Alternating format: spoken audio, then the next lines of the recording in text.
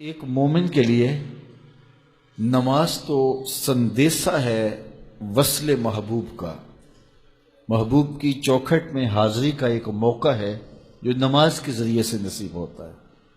تو اگر کوئی شخص نماز کو اپنے لیے بوجھ سمجھتا ہے تو پھر وہ محبوب کی ملاقات کی اہمیت کو ہی نہیں جانتا۔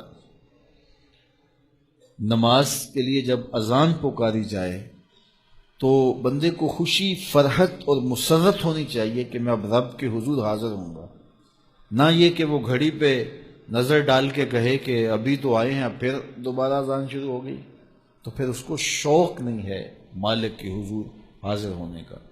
حضور علیہ الصلوۃ والسلام تو جب حضرت بلال حبشی کو نماز کے لیے اذان کا کہتے تو یہ ارشاد کرتے، ارحنا یا بلال، بلال اٹھو اور ہمارے دل کو راحت پہنچا دو۔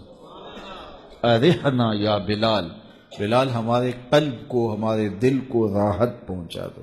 تو یہ حضور کے قلب کی راحت، تسکین اور قرار کا سبب ہے۔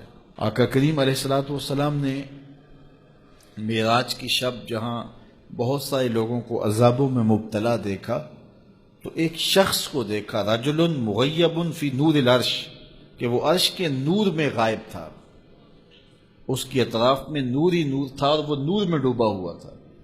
تو پوچھا کہ یہ کون خوش نصیب شخص ہے، کوئی فرشتہ ہے؟ تو جواب آیا فرشتہ نہیں ہے۔ یہ کوئی پیغمبر ہے؟ پیغمبر بھی نہیں ہے۔ تو یہ کون شخص ہے کہ جو انوار الہیہ کے حصار میں ہے اور ہر طرف نور ہی نور پھیلا ہے؟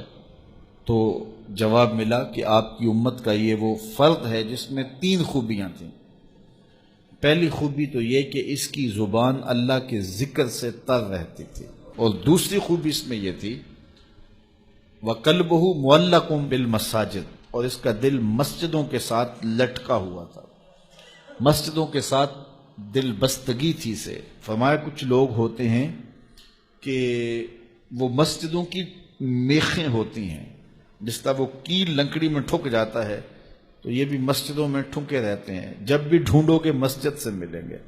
فرمایا کبھی یہ لوگ بیمار پڑ جائیں اور مسجد میں حاضر نہ ہو سکیں تو اللہ کے کچھ فرشتے ہیں جو ان کی عیادت کرنے کے لیے ان کے گھروں میں جاتے ہیں۔